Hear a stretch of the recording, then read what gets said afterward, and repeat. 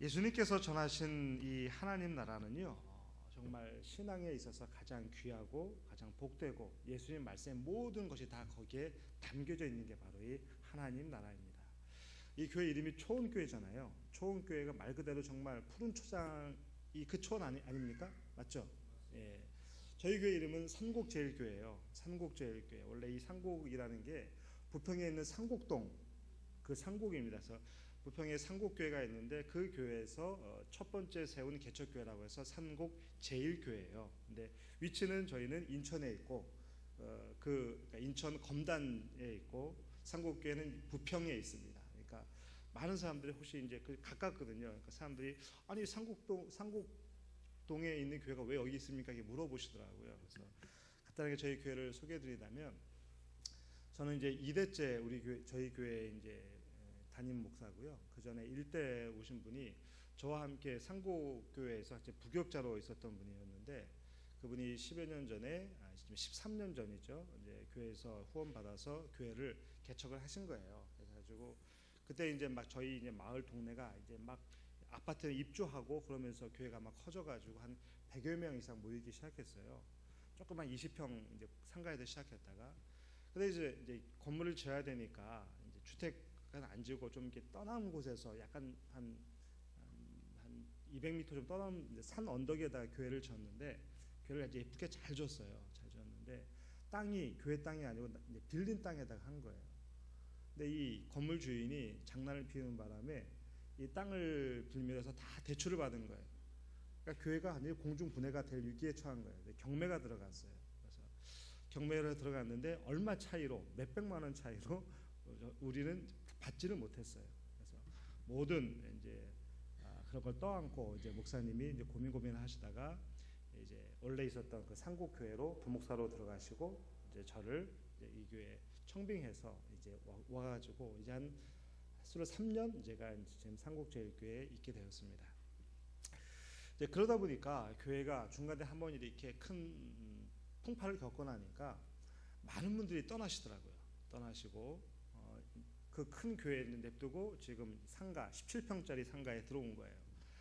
여기 지금 엄청 큰 거예요. 제가 보니까 저희 교회 저희 교회가 이제 그 안에서 주일날 한 30-40명 중고등 포함해서 한 40명 정도 예배를 드리거든요. 그 안에서 밥도 다 해먹고요. 딴 건 다 해요. 그래서 은혜를 받으면서 요즘 이제 들어서 생각하는 것이 올해 들어와서 저희 교회 이제 말씀이 오로지 기도에 힘쓰다라는 말씀이었어요. 그래서 오로지 기도에 힘쓰다라는 말씀을 이루기 위해서 우리가 주님이 가르치신 기도에 대해서 한번 배워보자. 모든 기도의 핵심은 바로 예수님의 기도니까. 그래서 그 기도에 대해서 하다 보니까 이 하나님 나라에까지 이르게 되었고요. 이 하나님 나라라는 것은 우리 모든 성도들이 알고 익혀야 될 말씀이 아닌가 생각이 됩니다. 예수님께서는요, 이 하나님 첫 복음 사역을 시작하실 때 외친 말씀이 회개하라 천국이 가까이 왔느니라라는 말씀이었어요. 그렇죠? 이 말씀을 하셨어요. 또 마가복음 1장 15절에서는 때가 찼고 하나님의 나라가 가까이 왔다라는 말씀하셨어요. 마태복음에서는 천국이라고 표현했고요. 마가복음에서는 하나님 나라라고 표현했습니다. 또 다른 성경에서는 하늘나라라고도 표현했어요. 표현이 어떤지 표현이 다른 상관없이 그 뜻은 똑같죠. 천국, 하나님 나라, 하늘나라 한마디로 다 하나님 나라, 하나님이 계신 나라라는 거죠.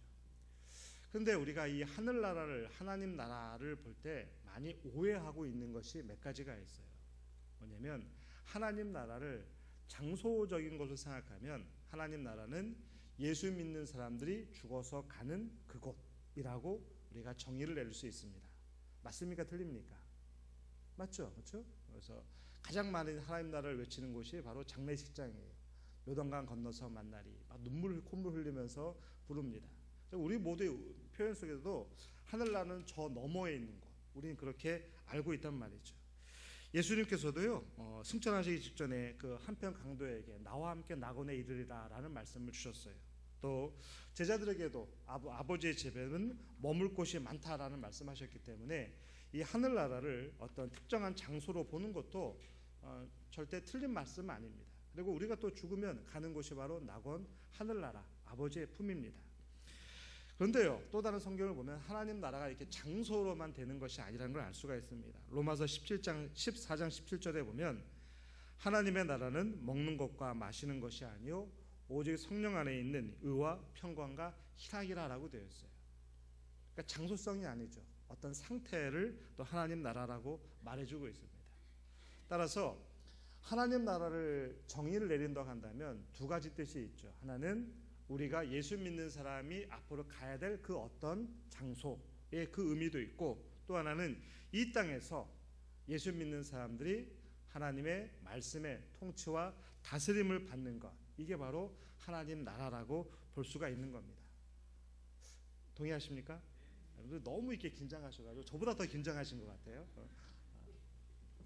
이 앞에 전면 거울이라요 아주 잘 보이는데요.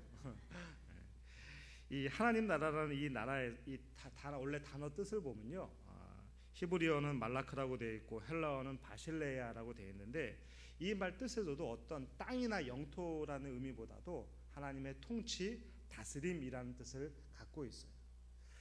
근데 지금까지 우리는 너무 하나님 나라를 너무 특정한 장소, 그것도 죽은 다음에 가는 곳으로만 생각하는 경향이 너무나 강합니다.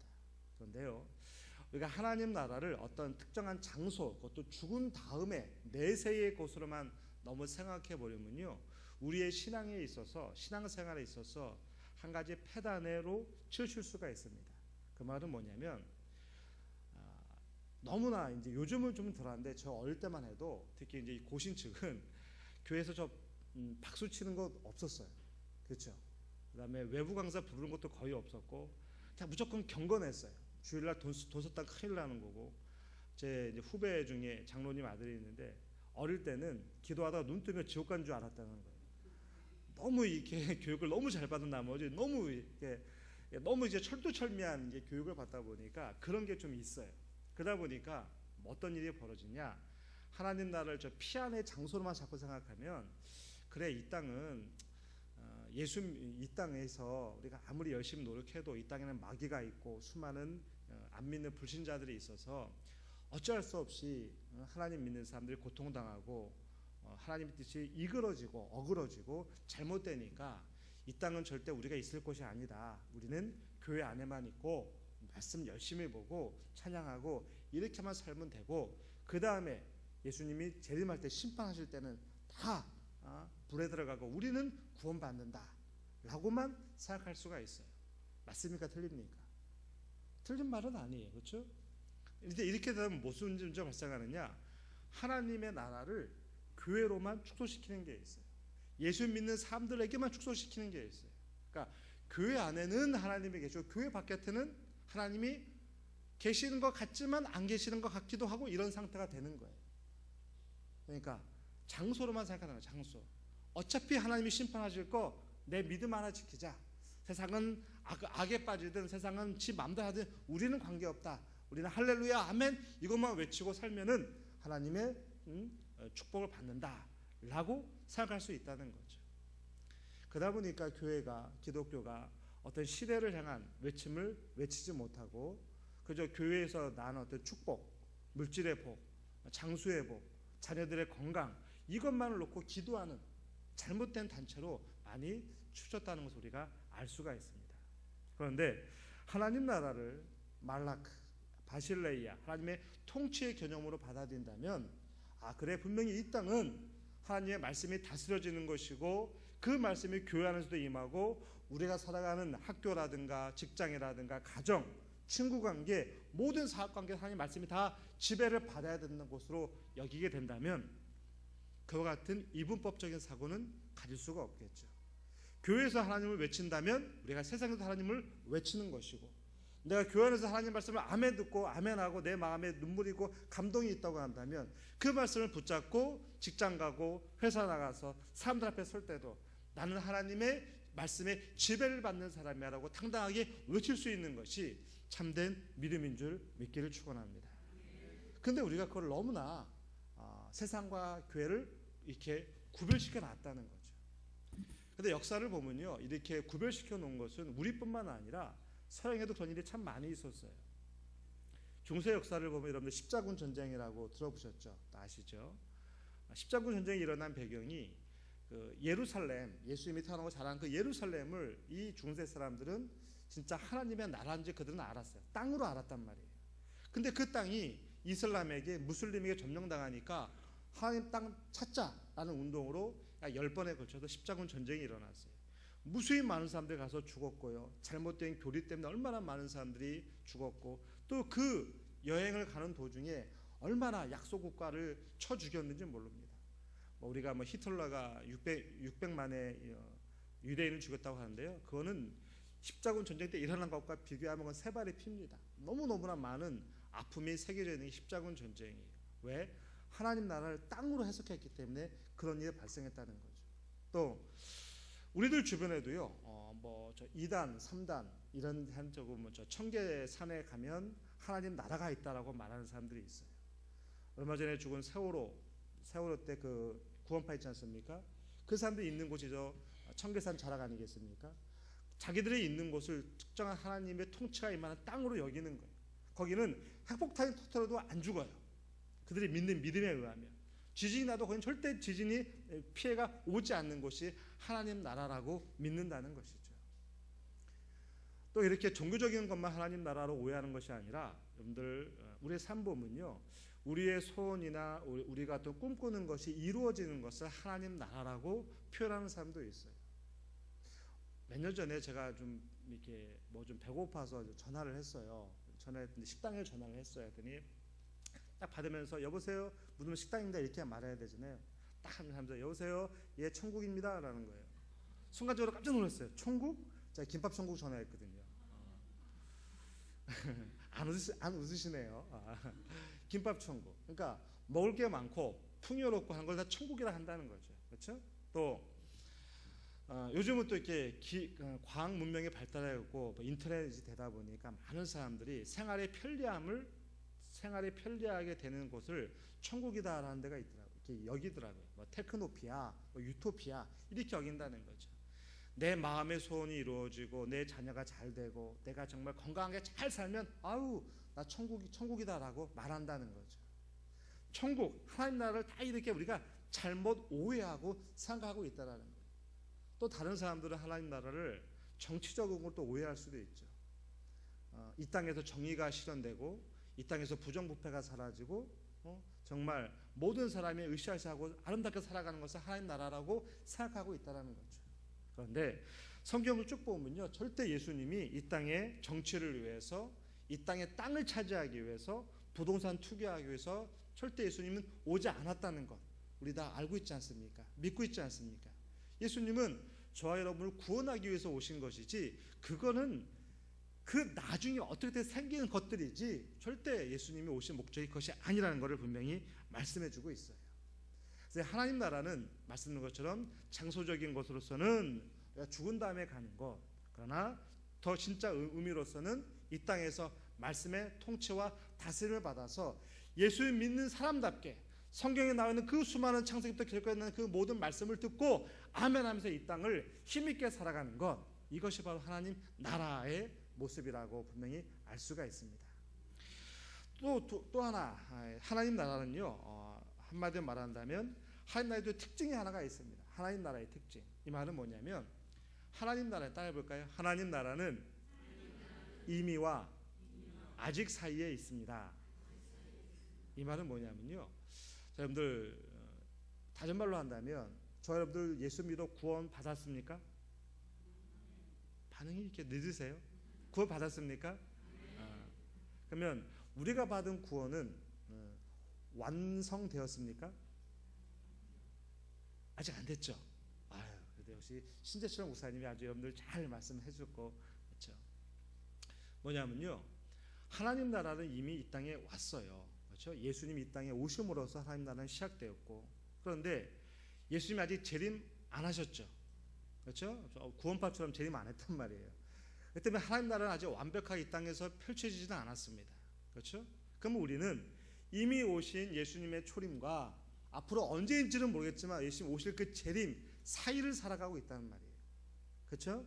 하나님, 이미 오시는 하나님 나라와 아직 오실 하나님 나라 사이에 살아가는 게 바로 저희예요. 우리들이에요. 우리들. 이 말 다른 말로 한다면 우리는 이미 구원받았습니다. 예수님이 우리 언제인지는 모르겠지만 우리 인생 속에서 어릴 때든 엄마 뱃속에서든 내가 머리가 컸든 간에 언제 예수 믿어 구원받았어요. 그래서 우리 구원은 정말 아멘 하고 믿어진단 말이에요. 근데 아직 하나님 앞에 갈 때까지 아직 멀었단 말이에요. 그렇죠? 1년이 걸리지 10년이 걸리지 모른단 말이에요. 그 시간대를 살다 보니까 성경에 있는 것처럼 하나님 나라의 이 이미와 아직 사이를 살고 있는 우리 성도들의 마음 시간 속에서는 수많은 어려움들이 있을까요, 없을까요? 있죠. 그것이 바로 마태복음 13장에 보면 여러 가지 비유의 이야기가 많이 나옵니다. 씨 뿌리는 비유 나오고 겨자씨 비유 나오고 누룩 비유 나오고요. 그 땅 속에 있는 뭡니까? 금은 보화 이야기도 나오고 물고기 잡는 이야기도 나와요. 그게 마태복음 13장에 쭉 나오는 비유, 여러 비유들인데 그 비유를 제자들이 설명해 달라고 그랬어요. 그때 예수님이 하신 말씀이 천국은 하나님 나라는 이런 말씀을 해주고 있어요. 즉 마태복음 13장에 나오는 그 수많은 천국 그 이야기들은 다 천국 하나님 나라를 설명하는 쉬운 예화예요. 예화. 그다음 이 말은 뭡니까? 하나님 나라가 이미 이 땅에 오셨다라는 것은 예수님이 오셨다는 것도 됐고 수많은 이야기들 속에는 무엇이 나오냐면 씨앗이 심겨졌다라는 말씀이 나와요. 물고기가 물속에 있으니까 그물로 잡을 거 아니겠습니까? 금은보화가 땅에 있으니까 금은보화를 캐내는 건 아니겠습니까? 이미 심어졌다는 말이에요. 예수님이 이 땅에 2000년 전에 오심으로 말미암아 저 하늘나라가 우리 속에 임했다 믿기를 바랍니다. 예수님이 이 땅에 임한 결과 예수님의 첫 번째 기적이 가나 혼인잔치에서 물을 포도주로 바꾸는 사건이었어요. 이스라엘에서의 결혼식은요 일주일 지낸다고 합니다. 일주일 어마어마하지 않습니까? 먹고 마시고 쉬는 거예요. 노는 거예요. 근데 하다가 물이 중간에 포도주가 끊어졌어요. 떨어졌단 말이에요.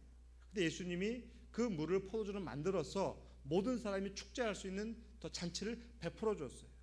이게 뭐냐면 예수님이 이 땅에 오심으로 말미암아 우리 인생 생명이 없고 빛이 없이 그냥 그 당시 유대인들의 종교적인 행위만 따라가는 사람들에게 참된 하늘나라의 복을 주신 것이 바로 가나 혼인잔치의 기적이에요. 단순히 예수님이 식량을 만든 것이 중요한 것이 아니라 이 잔치는 우리가 사는 이 땅은 정말 축제와 같고 기쁨이 있고 즐거움이 있는 곳인데 그것이 사라졌다 이거예요. 마귀 때문에 사라졌든지 우리가 바쁨 때문에 사라졌든 그것이 사라졌다 이거예요. 근데 예수님의 오심으로 말미암아 그것이 다시 회복되었다 믿기를 축원합니다. 그 복을 받은 것이죠. 또 마태마가 누가 요한복음에 보면 수많은 병자를 낫는 고치는 사건들이 많이 기록되어 있습니다. 안진뱅이가 일어나고 장님이 눈뜨고 그 일이 다 퍼져있어요. 이 수많은 병자들이 낫는 것과 과연 무슨 뜻인가? 단순히 예수님이 기적을 베푸신다 그걸 설명한 것이 아니라 예수님이 이 땅에 오신 결과 하나님의 말씀이 우리들 성도들 마음속에 다스림과 통치가 이루어지면 우리의 모든 잘못되고 어그러지고 육신의 모든 병도 고침받아지는 역사가 일어나는 줄 믿기를 축원합니다. 그거를 설명해 주고 있는 것이죠. 전에 어디 갔더니 목사님이 그런 얘기를 하시더라고요. 그분은 처음에 이제 순복음에서 시작하신 분이신데 지금은 큰 교회를 하고 계세요. 자기는 그때까지는 순복음 불러 막 외침했다는 거예요. 교회 개척하면 30년 전이죠. 교회 개척하면 성도들이 막 올 줄 알았다는 거예요. 그리고 정말 그날 열심히 기도하고 딱 첫 예배 드렸는데 눈 떠보니까 자기하고 사모님밖에 없다라는 거예요. 그렇게 몇 개월 하셨다라는 거예요.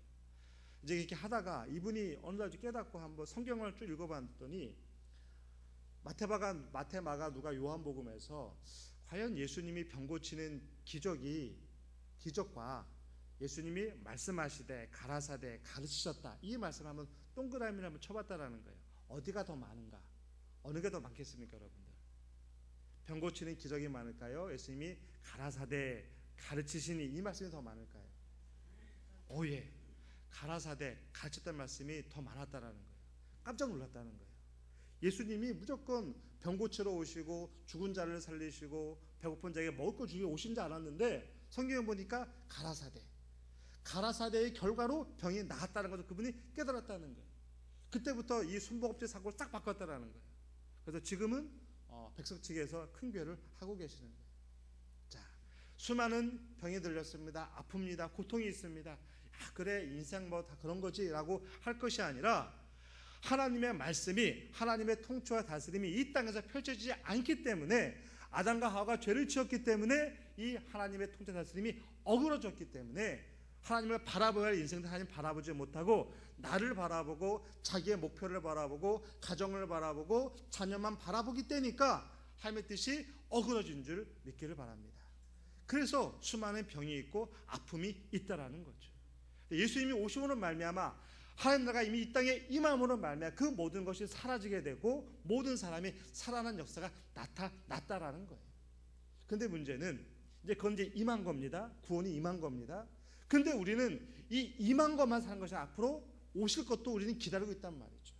그러다 보니까 언제 오실지 모르기 때문에 많은 사람들이 구원관에 있어 때로는 흔들리는 사람도 있어요. 빌립보서 2장 14절에 보면 너희 구원을 이루라 라는 말씀이 있어요. 너희 구원을 이루라. 이 말씀을 잘못 오해하면요, 야 그래 예수님 믿은 건 믿은 거고 우리가 열심을 다하여 힘써 일해야만 우리가 이 구원을 이뤄 나갈 수 있다라고 생각한다는 거죠. 근데 여러분들 아까 하나님 나라가 이미와 아직 사이에 있다고 했지만 하나님의 구원은 완벽한 겁니까? 불완전 겁니까? 완벽한 거예요. 그러나 시기상으로는 아직 완성이 안 되어 있을 뿐이에요. 그렇다면 너희 구원을 이루라는 말씀은 그래 우리가 열심을 다하여 뭔가 내가 교회 생활 열심히 하고 새벽 예배도 꼬박꼬박 드리고 수요 예배 금요 기도에 다 참석하고 내가 성경 말씀 다 외우고 암송하고 나 헌금도 잘 드리고 이렇게 살면 우리의 구원이 완벽해지느냐? 절대 그 말은 아니라는 거죠. 그렇죠? 너희 구원을 이루라는 말씀은 이렇게 예수님으로 은혜해서 하나님 나라의 말씀의 통치와 다스림과 지배를 받으면서 우리가 주님을 따라가고 섬기면서 살다 보니까 내가 변화되는 거 아니겠습니까? 성숙해지는 게 있단 말이죠. 그것이 바로 구원을 이루라는 말씀으로 나타나고 있다라는 거죠. 그러니까 이미와 아직 사이에 우리가 살아가고 있는데 우리는 보면서 구원은 받았지만 아직까지 우리가 예수님의 믿음의 분량까지 자라기까지는 너무나 많은 시행착오가 있다라는 거예요. 때로는 그 시행착오 속에서 우리가 남에게 손가락질을 당할 수도 있고 남을 또 우리가 비난할 수도 있고 때로는 우리가 남을 교활하게 또 사기칠 수도 있고 사기를 당할 수도 있는 게 우리라는 거죠. 예수 믿는 사람이라고 다 성인문자는 여기는 성인문자시죠. 근데 아닐 수가 있다는 거죠. 그렇죠? 그래서 어떤 사람들 요즘 그렇습니다. 요즘 들어서 이상하게 우리 개신교에서 그런 말들이 나와요. 특히 목회자들 가운데. 믿음으로 구원받는다. 그 말은 맞다. 그런데 예수 믿는 사람들이 윤리적으로 도덕적으로 바르게 살지 못하면 그 구원 취소될 수도 있다라고 말합니다. 맞습니까? 틀립니까? 절대 그건 있을 수가 없는 거죠. 아니 구원이 취소된다고 한다면요, 내가 뭐 교회 나오다가 안 나오고 내가 뭐 술 먹고 담배 핀다고 해서 구원 취소된다고 한다면 예수님 십자가에 돌아가신 이유가 아무런 의미가 없지 않습니까? 그렇죠? 환난이나 칼이나 어떤 것도 우리를 그리스도의 사역에서 끊을 수 없다고 분명히 말씀해 주셨고 예수님의 한 번 흘리신 피로 모든 것을 우리를 다 완벽하게 구원시켰다고 분명히 말씀해 주셨잖아요. 구원은 절대 흔들리지 않는 거예요. 내가 아무리 정말 일반적인 삶을 나쁘게 산다 할지라도 절대 구원은 흔들리지가 않는 거예요. 단 구원은 받았지만 이럴 수는 있죠. 하나님이 기뻐하시는 구원의 믿음의 분량까지는 못 자라가기 때문에 예수님이 죽으실 때 한편 강도와 같이 부끄러운 구원은 받을 수는 있는 거죠. 그렇죠? 부끄러운 구원과 우리가 흔히 표현한 겁니다. 부끄러운 구원이지만 그것도 구원입니까 아닙니까? 구원이에요.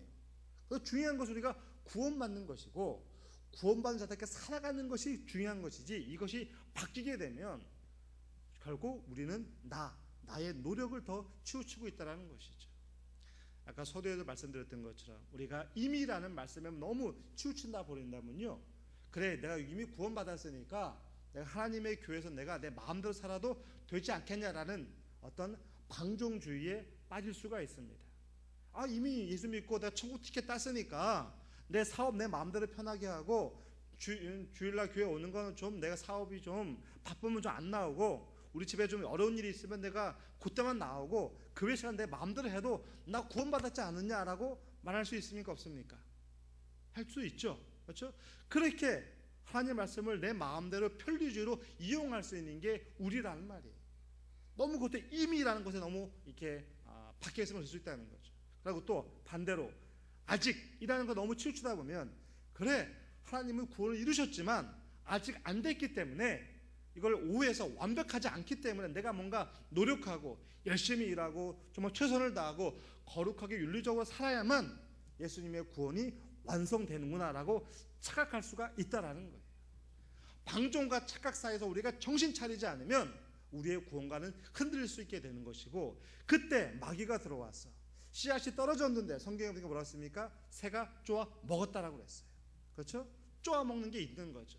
돌밭과 가시밭에 씨앗 떨어진 씨앗은 자라다가 뿌리가 약해서 타 죽는다고 그랬어요. 그렇죠? 말씀을 이렇게 들어왔는데 그 말씀을 믿고 따르다가 세상적인 유혹을 이기지 못하여 우리가 죽어나갈 수가 있다라는 거죠. 마귀는 결코 우리를 가만두지 않는다는 거죠. 이 시간 와서 예배를 드리고 말씀을 듣는데, 아니 우리 일생을 살아가는 데 있어서 하나님 말씀의 은혜를 받고 살아가지만 때로는 너무나 이해 안 되는 수많은 인생의 고독 앞에서, 고민 앞에서 주저앉을 수도 있고, 정말 나는 아무렇지 않은데 옆에 사람이 나를 해코지할 수도 있는 것이고, 이런 일이 이루어져서 우리 마음속에 아픔이 생겨서 신앙을 등한시할 수도 있다라는 거죠. 그러나 그것은 예수님이 오시면 모든 것이 회복되는 하나님의 기적이 나타나는 줄 믿기를 축원합니다. 이게 바로 하나님 나라의 모습이라는 거죠. 그러면 중요한 거는 이 하나님 나라 다 알았습니다. 다 알고 있는 말씀이에요.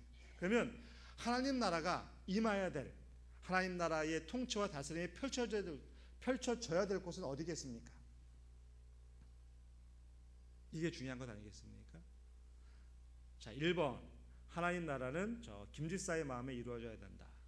2번 하나님 나라는 우리 남편에게 이루어져야 된다. 하나님 나라는 저 옆에 있는 교회에 이루어져야 된다.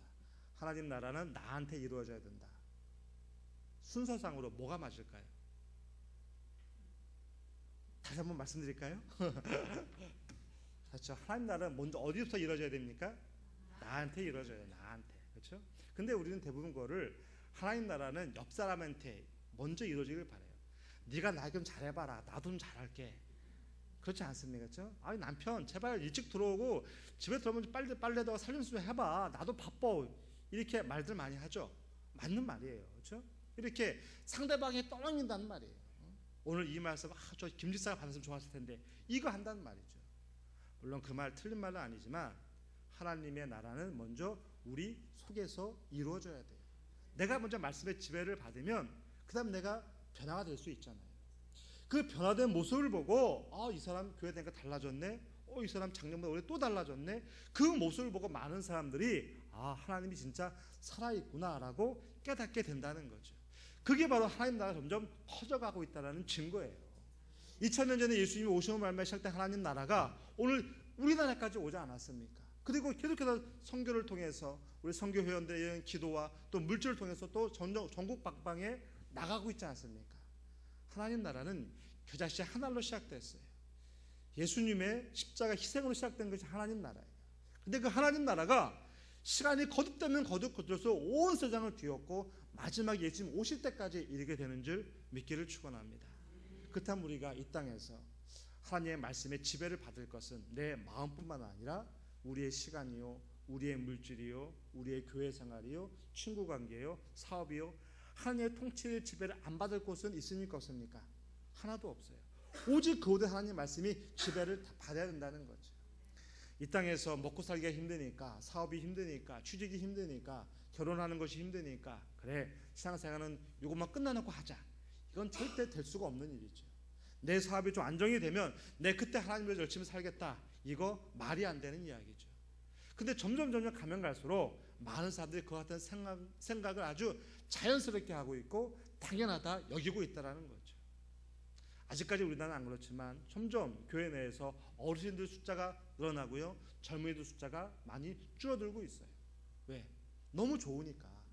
오늘 날씨 너무 좋더라고요. 오는데 막 졸릴 뻔했어요. 밥 먹고 바로 오는 바에 너무 따뜻해요. 너무 좋아요. 이 시간에 교회 오는 게 점점 기적 중에 기적입니다, 여러분. 그것도 아침 나고 지금 이 오후 2시에 졸립지 않으세요? 아무도 안 좋으시네요. 이제 기적이란 말이에요. 근데 젊은이들은 그게 별로 없어요. 그냥 가는 거예요. 즐기는 거예요. 여유를 찾는 거예요. 들로 삶으로 나가는 거예요. 그러다 보면 하나님 나라가 언제 이루어집니까? 어디서 이루어집니까? 나이 드신 분만 교회 나와서 주여 주여 외치는 게 하나님 나라가 된다면 예수님의 그 피 흘려 도하신 것이 아무 어쩌면 정말 무가치하다고 말할 수 있지 않겠습니까? 그래서 우리는 하나님 나라를 보면서 내가 살아가 있는 모든 삶의 환경에 다 한 나라의 통치가 이루어지길 우리는 기도해야 되는 거죠. 그게 바로 나라의 임하옵시며라는 뜻이에요. 주님 나라 내 안에 이루어지게 하옵소서. 하나님의 통치와 다스림이 나의 시간과 물질과 사업장도 그대로 펼쳐지게 하여 주시옵소서. 그래서 내가 주님만 위해 아멘을 살겠습니다. 내가 좀 부족하지만 많이 힘들지만 내가 주님 영광을 위해 살겠으니 주님 나를 지켜주시고 도와주시옵소서. 우리가 항상 하나님께 기도할 수 있는 것이죠. 주기도문은 말 그대로 주님이 우리에게 가르쳐 주신 기도입니다. 주님이 이렇게 하라고 우리에게 가르쳐 주신 기도예요. 그럼 우리는 그렇게 하기만 하면 되는 거죠. 그렇죠? 예수님이 보장해 주셨으니까. 하나님 나라가 임하게 해달라는 기도, 강력한 기도죠. 주님 내 마음에 하나님의 통치와 다스림이 있게 하옵시고 우리 교회에도 내가 받는 시간과 모든 장사 하나님 통치가 다 있게 하여 주시옵소서. 이거를 믿고 나간다면 오늘같이 우리나라 정치가 막 흔들리는 이때 하나님의 통치를 이 땅에 주시옵소서가 기도할 수가 있는 거죠. 꼭 예수 믿는 사람이 대통령이 안 되어도 그 불신자가 예수님 대통령이 되어도 하나님 그의 마음을 주장하여 주옵소서. 우리가 기도하면 하나님 나라가 이루어지는 줄 믿기를 축원합니다. 그리고 그 말씀대로 살아가는 거죠. 또 그 말씀 갖고 우리 오늘 선교 헌신 예배니까 선교 회원들이 그 말씀 갖고 기도하고 후원하면 그곳에 우리가는 안 가지만 우리는 못 가지만 그곳에 있는 삶을 통해서 또 하나님 나라가 펼쳐지게 된다는 것이죠. 우리 이와 같은 하나님 나라에 소속된 자로서 내가 살아가는 모든 면에서 하나님께 영광을 올려드리는 참된 믿음의 사람 되시기를 예수님의 이름으로 축원드립니다.